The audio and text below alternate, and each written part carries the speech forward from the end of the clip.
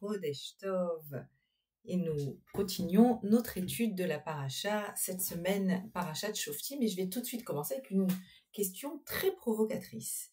Est-ce que la Torah nous rend meilleurs? Est-ce que nous sommes de meilleures personnes quand nous pratiquons la Torah? On a tous déjà entendu ces questions, ces affirmations à beaucoup d'occasions. Tu te rends compte, j'ai vu telle et telle personne agir de telle ou telle façon, et pourtant c'était quelqu'un de religieux. Eh oui, comment comprendre une mauvaise attitude d'une personne qui est pratiquante, d'une personne qui est censée vivre dans la spiritualité? C'est une vraie question, d'ailleurs c'est une question qu'on est en mesure de se poser pas seulement pour la spiritualité juive, pour toute forme de spiritualité.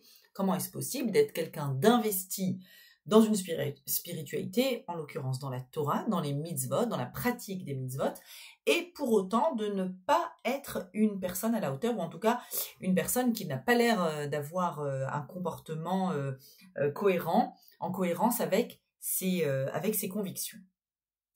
Eh bien, on va réfléchir à cette question dans ce cours sur la paracha de Shoftim, qui est donc une paracha qu'on lit durant le mois de Elul. C'est toujours ce discours de Moshe avant de se séparer du peuple juif qui s'apprête à rentrer en Eretz Israël. Ces dernières recommandations, dans la paracha de Shoftim, on nous présente le pouvoir judiciaire, le pouvoir législatif, le pouvoir exécutif. Et donc c'est le titre de la paracha Shoftim, les juges, les policiers, les rois. On va parler du rôle du roi aussi dans cette paracha.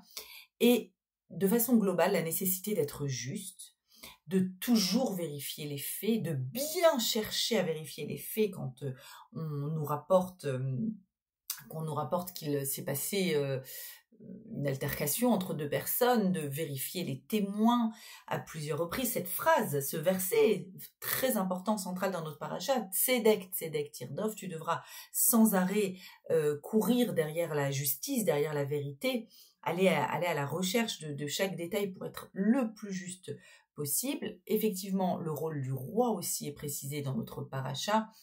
Le roi est au service du peuple, ce n'est pas l'inverse.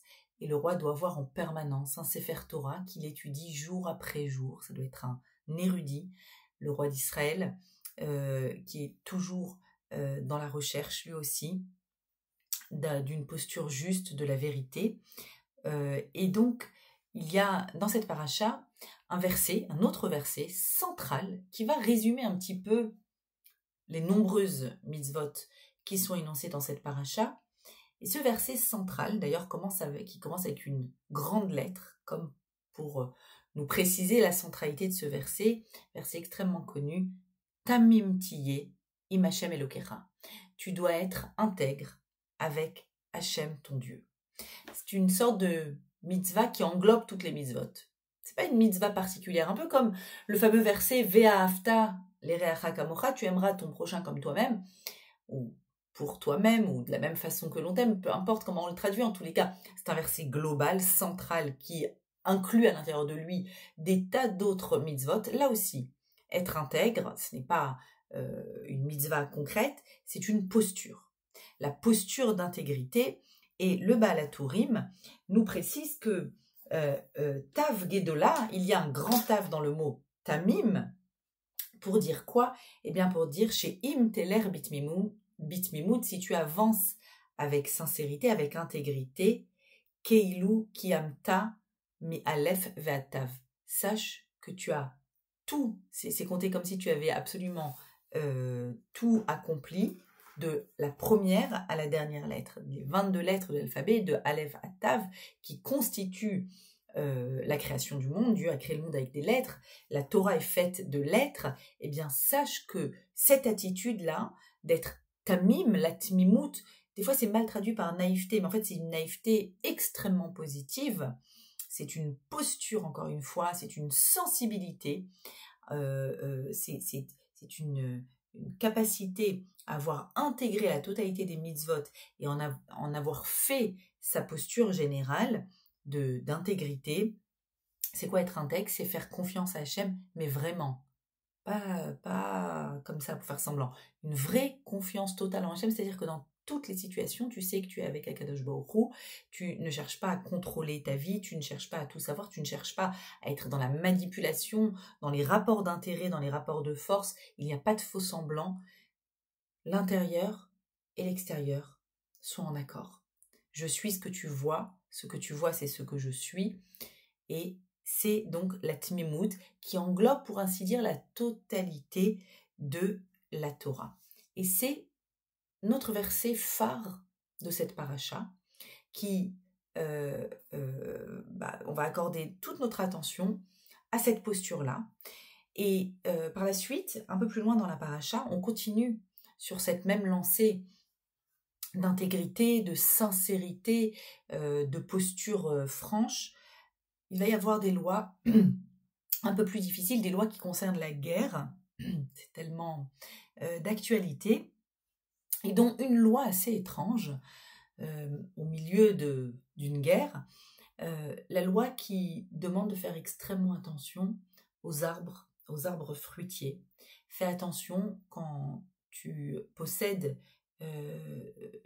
une ville, après avoir réussi à tenir cette ville lors de tes guerres, eh bien, s'il y a des arbres fruitiers, tu ne peux pas les abattre. Et la raison qui est donnée est encore plus étrange, qui ha Adam et Sassadé, parce que sache qu'il y a un lien entre l'humain et l'arbre des champs, l'arbre qui donne des fruits. Il y a un fonctionnement parallèle entre l'homme qui donne des fruits et l'arbre qui donne des fruits. Et puis d'ailleurs, Adam l'homme, Adama la terre, et Sassadé qui s'enracine dans la terre et qui tire sa substantifique moelle pour pouvoir donner des fruits, eh bien c'est un peu comme Adam qui a des racines très profondes et qui produit, qui réalise, qui se transforme, qui renaît régulièrement à chaque saison, chaque printemps. Et on termine donc notre paracha avec une loi aussi particulière, la loi de la Égla Roufa, de la génisse, qui va être amenée au cas où, au milieu de nulle part, dans une route entre deux villes, il y a un cadavre qui est trouvé, on ne sait pas qui a commis ce meurtre, et les sages de la ville vont venir, il va y avoir toute une cérémonie qui est faite, où ils vont se laver les mains, d'où l'expression française sans laver les mains, mais en fait dans la Torah, ils se lavent les mains pour dire Yadenu lo shafra et Adamazé, ce n'est pas nous ne sommes pas responsables, parce que en fait la ville la plus proche n'a peut-être pas fait ce qu'elle avait à faire, n'a peut-être pas raccompagné cette personne qui était en chemin, qui connaissait peut-être pas sa route, ou qui ne savait pas quelle route emprunter qui n'est pas dangereuse, et donc il y a une sorte de responsabilité collective, et pour se défaire de cette responsabilité qui est très grave, eh bien il y a un korban, une génisse, donc qui va être apporté, et sur place toujours le Baal HaTurim va nous dire que lorsque les sages vont prier Hachem, Kaper le'amcha Israël, pardonne à ton peuple, les gens de la ville qui sont présents vont dire mais j'ai rien fait, pardon, je ne sais même pas qui est cette personne, je ne suis pas responsable, j'ai rien fait, ce n'est pas moi.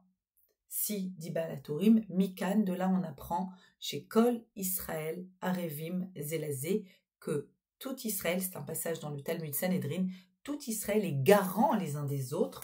Arev se mélange comme Me'urbav, quelque chose qui est mélangé. Il y a un mélange entre les âmes juives. Tu ne peux pas dire que ce n'est pas toi. Si quelque chose se passe pas loin de chez toi, d'une certaine façon, tu as une responsabilité et tu dois te remettre en question. Et donc, on voit que tout au loin de cette paracha de Shoftim, même si elle aborde des tas de sujets, il y a cette notion-là de sensibilité, la sensibilité bien sûr vis-à-vis des hommes, à la justice, la sensibilité vis-à-vis de la nature, l'interdiction de Bal Tashrit, de détruire un arbre fruitier, mais de là on va élargir cet interdit à tout le rapport que nous avons à l'écologie, à l'environnement, notre obligation de faire attention au monde qu'Akadosh Baruch Hu nous a donné, nous a offert, de faire extrêmement attention à notre rapport au minéral, au végétal,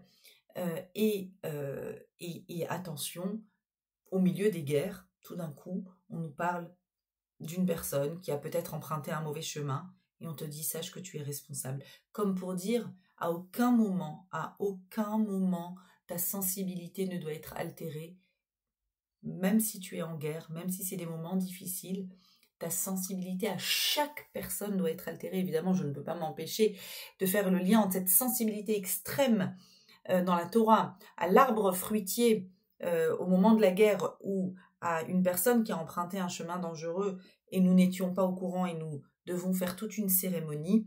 Je ne peux pas m'empêcher de faire le lien avec les mensonges terribles dont nous sommes affligés par la totalité des médias, ou presque la totalité. Allez, il y a CNews qui sort du lot, mais pas plus que ça. Et il faut savoir que plus un mensonge est gros, plus il est énorme, plus il est entendu, plus il est écouté. Il y a plusieurs centaines d'années, on parlait des Juifs qui font de la matzah avec du sang d'enfants chrétiens. Il n'y a pas plus abominable. Le sang est interdit dans la Torah et le meurtre est évidemment interdit. La première spiritualité qui a dit Lotir Tsar, c'est la spiritualité juive.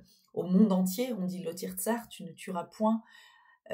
Donc plus un mensonge est grossier, plus il est vulgaire, plus il fonctionne. Et donc juste voilà, pour préciser que cette paracha là nous remet les fondamentaux, repose les fondamentaux. Il y a plein de mitzvot, il y a 613 commandements, mais il y a une posture globale qui s'appelle Tamim Tieim Hashem Elokecha. Et la question la plus importante, c'est comment faire.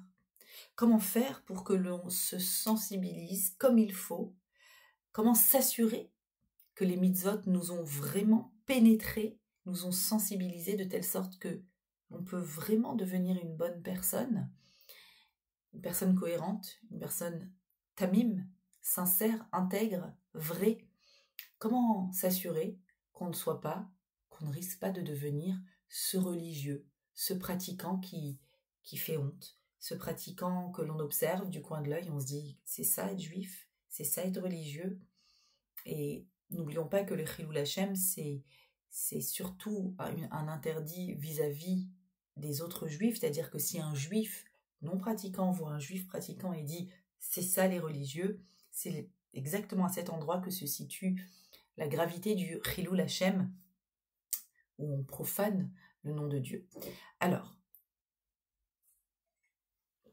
pour pouvoir comprendre comment est-ce que ça fonctionne, comment est-ce que les mitzvot peuvent rentrer en nous, nous pénétrer, nous transformer, faire de nous de meilleures personnes, eh bien, je vais vous citer un cours qui m'a énormément ému, bouleversé, un cours du Rav Jacobson, Shaliach Chabad, aux États-Unis, qui a développé ce thème-là dans la parashat Shoftim, en amenant un enseignement du Baal Shem Tov. Le Baal Shem Tov qui a créé la Chassidoute, la lecture de la Torah à travers la Chassidoute, cette lecture dans la pnimiut, dans l'intériorité de la Torah, va nous aider à comprendre un peu mieux cette paracha, la paracha de la posture Tamim, et nous permettre de faire en sorte que Hachem nous aide à ne jamais être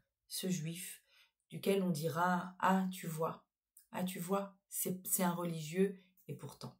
Effectivement, on voit bien que ça existe. On voit bien que la pratique des mitzvot et même la pratique scrupuleuse des mitzvot ne protège pas d'une attitude qui n'est pas digne d'un juif pratiquant. Et c'est de ça que nous parle le Baal Shem Tov. Le Baal Shem Tov cite une Mishnah bien connue dans le traité Avot, Maxime des Pères, qui décrit une personne qui marche en chemin et qui est en train de chôner, il est en train de répéter sa Torah, de répéter des enseignements. Waouh, quel tzaddik, il est en chemin, il va quelque part et il est préoccupé par la Torah. Oui, mais tout d'un coup, il a vu un arbre extraordinaire, les arbres en fleurs comme on peut les voir au printemps, et il s'arrête, ou mafsik, et il arrête. Ou mafsik, mais mishnato, il arrête sa Mishnah, sa répétition, et il dit Manae ilanze, comme il est beau cet arbre, eh bien cette personne, dit le texte, mitrayev benafsho, maale alav akatouv, il y a un verset qui dit de lui qu'il est mitrayev benafsho, qu'il est en train de son attitude est grave et que il est en train de se condamner à lui-même. Mitrayev benafsho, il se condamne.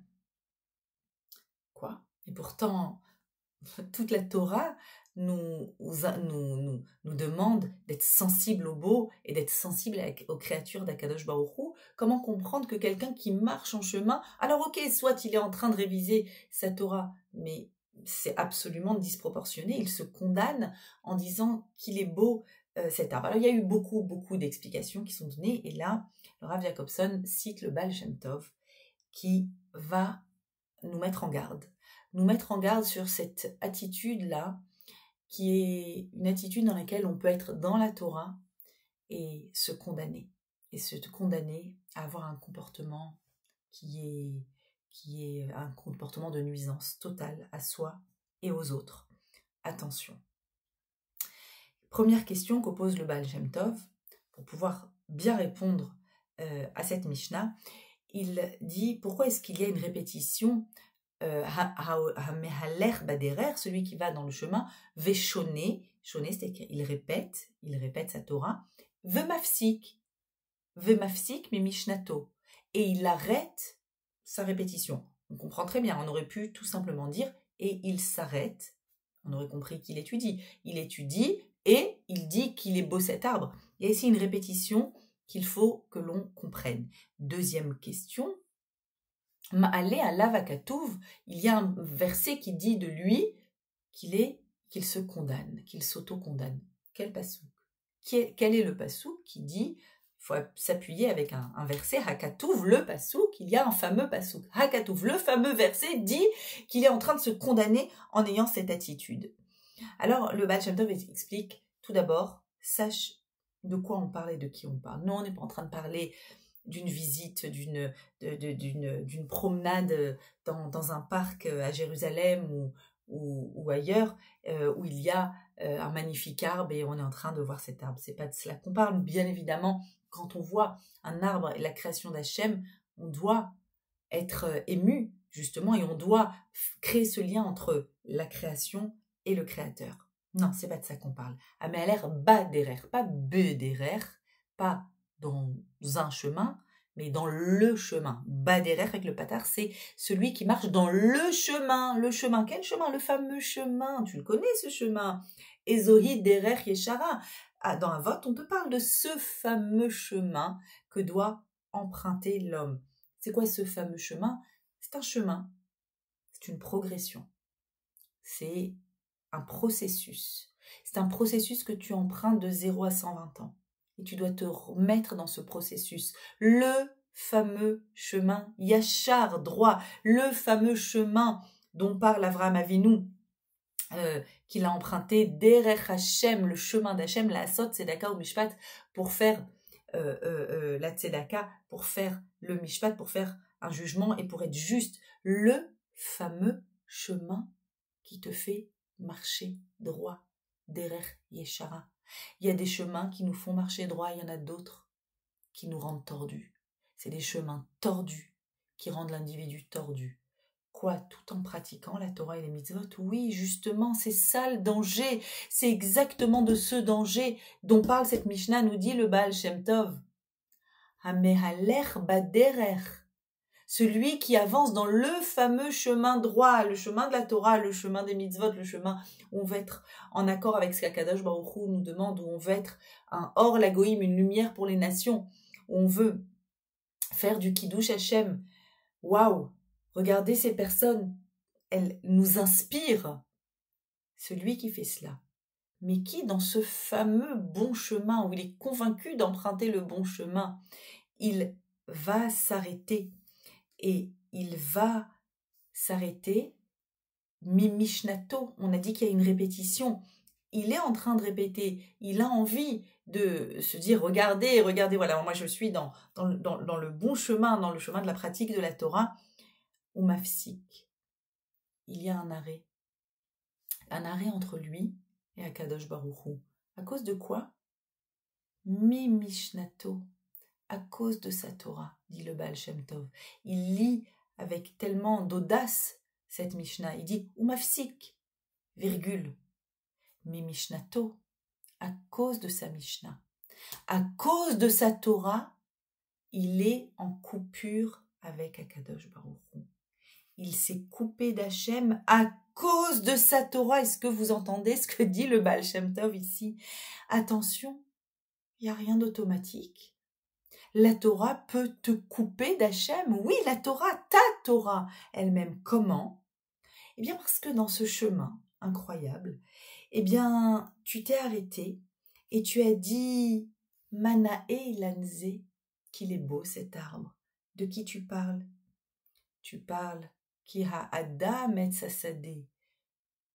Adam, l'homme, c'est l'arbre des champs, c'est un ilan. C'est un arbre qui produit des fruits. Et tu es en train de voir tes propres fruits. Tu es en train de voir ce que tu fais. Tu es en train de voir, je suis un juif pratiquant. Je suis quelqu'un qui fait toutes les mitzvot. J'ai mis V sur toutes mes prières aujourd'hui. J'ai mis ma petite pièce à la tzedaka et j'ai bien bougé pendant ma prière et j'ai fait des mouvements de va-et-vient et j'ai mangé kasher. Alors kasher, attention, pas que kasher la méadrine et mon Shabbat, c'est un Shabbat parfait. Et regardez, Mana et Ilanze, il parle de lui-même. Il est en train d'admirer sa propre Torah.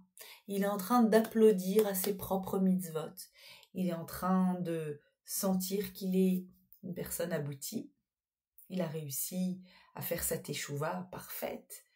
Lui, sa famille, par contre, eux, c'est sûrement des juifs de seconde zone. Ils sont moins pratiquants que lui. Ils font moins bien que lui les choses. Et donc, il est tellement content de ses réalisations. Il est tellement content des fruits de l'arbre. Oh, il est tellement content de ce bel arbre. Il s'admire, il s'aime. Et alors, il y a un verset qui vient et qui lui dit « Ah, tu kiffes ton arbre, qui a Adam et Sassadé. Attention, parce que l'arbre que l'homme est tel un arbre des champs. Protège cet arbre. Tu ne peux pas couper cet arbre de ses racines. Tu ne peux pas l'enlever, tu ne peux pas le déraciner. Attention. Tu es en train d'admirer ton propre arbre. Ma'ale alav hakatuv. Il y a un fameux verset dans notre paracha de Shoftim. Cette paracha qui te pousse à être un bon juif authentique, sincère, qui est dans une posture générale de vérité et d'intégrité. Ce pasouk est en train de te condamner. Ce pasouk dit Tamim Tiyeh, Im Hashem Elokecha. Tu dois être intègre, Tamim Tiyeh. Et là aussi, le Baal Shem Tov étudie ce pasouk avec son regard de chassid. Sois intègre, Tamim Tiyeh. Comment je fais pour être intègre? Im Hashem Elokecha. Reste avec Hashem. T'es un peu trop avec toi-même. T'es un peu trop centré sur toi. Reste avec Hachem, parce que si ton lien à Hachem est sincère, alors tu comprends qu'Akadosh Baruch Hu remplit le monde et que nous, on ne le remplit pas. On est au service d'Hachem, on est au service du monde, on est au service des autres, mais notre ego n'est pas censé remplir ce monde. Et si ton ego est en train de trop remplir ce monde et que tu dis « Manae ilanze » waouh, qu'il est beau cet arbre, si tu es rempli par toi-même, si ton ego commence à être démesuré, et ça se fait pas du jour au lendemain, attention, c'est un processus, on s'en rend pas forcément compte, et on est là à se dire, ah oui, moi je sais, moi je fais, moi je réussis, moi je réalise, moi je suis l'image du juif qui a réussi, je suis la Torah authentique. Combien de fois on a entendu ça ces derniers temps, malheureusement, de rabbanim qui disent, nous sommes la Torah authentique, nos rabbanim ont dit que, et on pense qu'on est la Torah authentique, donc la Torah aboutie, la réalisation du juif aboutie. Mais il n'y a plus, tu sais avec qui tu n'es plus à ce moment-là? Tu n'es plus Im Hashem Elokecha. Tu es avec toi-même.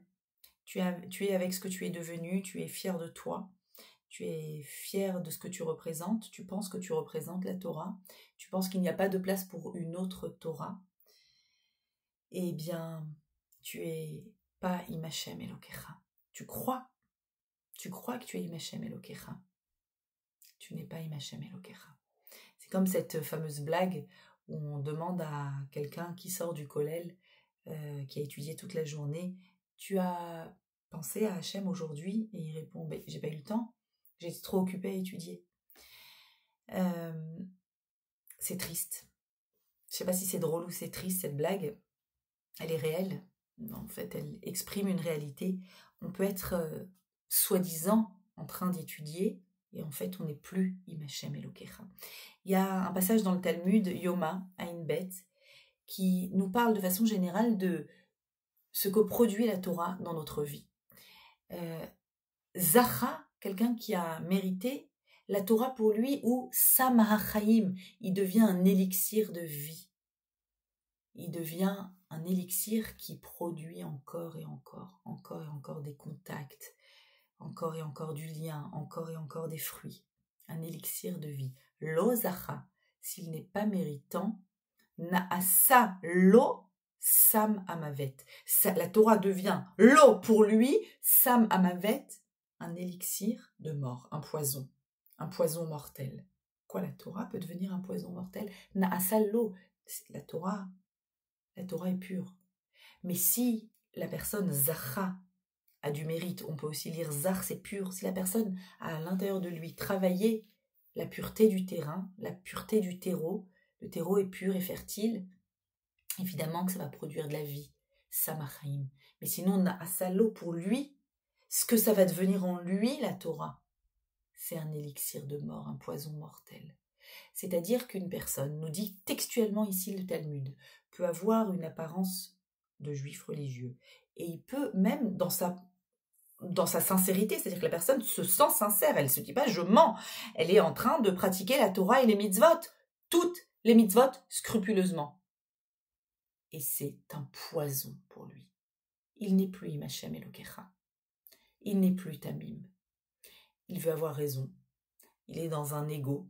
Il veut que ce soit sa Torah, qui soit la vraie Torah. On sait qu'il n'y a pas la vraie Torah. La Torah a prend des tas de formes avec tous les courants de pensée en fonction du shoresh, de la racine de la neshama de chaque personne. Eh bien, la Torah prend certaines formes, des formes plus tournées vers le chesed, des formes plus tournées vers la ira, vers la gvura, vers la discipline, peu importe.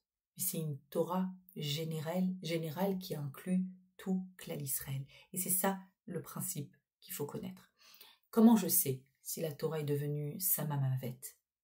La personne, elle se ment elle-même, elle ne le sait pas. Alors comment... Est-ce qu'il y a un élément, est-ce qu'il y a quelque chose qui peut me mettre sur la route et m'aider à comprendre que, attention, là je suis sur un mauvais chemin? Oui, il y a un élément. Il y a une chose qui est plus importante que la Torah, une seule. Vous allez me dire quoi? La chose la plus importante, c'est la Torah. Comment il peut y avoir quelque chose de plus important que la Torah? Oui, il y a une chose plus importante que la Torah, c'est Am Israël. On est d'abord devenu un peuple et ensuite on a reçu la Torah. Bereshit, au début de la Torah, Bishvil Reshit. C'est pour Reshit, pour Am Israël, que Dieu a créé le ciel et la terre. Am Israël est plus important que la Torah. Le Maharal dans Netzach Israël, sur 11 chapitres, développe cette idée-là. Je crois que jusqu'au chapitre 11, le Maharal va développer l'idée de la priorité du Am Israël, de la centralité de Am Israël. Une Torah qui exclut les Juifs, qui les met à l'extérieur, eh bien on sait qu'on est dans quelque chose qui est de l'ordre du Samamavet. À partir du moment où il n'y a pas d'inclusion, je reviens vers la fin de notre paracha Shoftim, où les sages de la ville viennent et prennent acte qu'ils n'ont peut-être pas été suffisamment accueillants ou suffisamment prévenants avec un passant qu'ils ne connaissaient pas, qui passait par leur ville et qui allait vers une autre ville, et il a été attaqué par soit des bêtes sauvages, soit des bandits, et il y a quelqu'un ici, il y a peut-être en tout cas un meurtrier. La Torah vient et dit « Kol Israël Arevim Zelazé ». Tu es responsable. Mais je le connais pas, il est passé par là, je n'étais même pas au courant qu'il était là. Tu es responsable. Ne dis pas où c'est écrit dans la Torah que je dois m'occuper de lui. Si c'est pas écrit, alors je ne vais pas m'occuper. Tu es responsable. Tu as une obligation vis-à-vis de tous les autres juifs. Une obligation pour sa spiritualité, mais aussi une obligation pour sa matérialité, aussi une obligation pour sa protection. Oui, on doit protéger les autres juifs. Et on ne peut pas dire « ma Torah me dit que je les protège autrement ». Non, tu ne l'as pas protégé, cette personne qui passait par chez toi. Ta Torah, visiblement, ne l'a pas protégé. Et donc, tu vas devoir aller dans cet endroit-là, cet endroit qui ne fait pas de pérote, dit la Torah, un endroit qui n'est pas fertile où ne pousse rien, parce que de cet homme ne sortira plus de pérote. Regardez comment la Torah met en lien avec un fil rouge le fait qu'il y avait un arbre fruitier, je devais faire attention, qui a Adam et Sassadé. Et juste après, on me parle de cette personne qui était de passage, et j'ai pas pris soin de lui. Il ne donnera plus jamais de pérote, dit Rachi. Cet homme ne produira plus de fruits. Tu vas aller dans un endroit, tu vas amener une génisse qui n'a pas produit de fruits, dans une terre, sur une terre qui ne produit pas de fruits, pour bien comprendre qu'est-ce que ça veut dire de ne plus pouvoir produire de fruits. Tu as une responsabilité collective. Am Israël est plus important que la Torah. Si ta Torah t'exclut du Am Israël, alors tu n'es pas dans Sam Achaim, tu n'es plus dans une Torah de vie.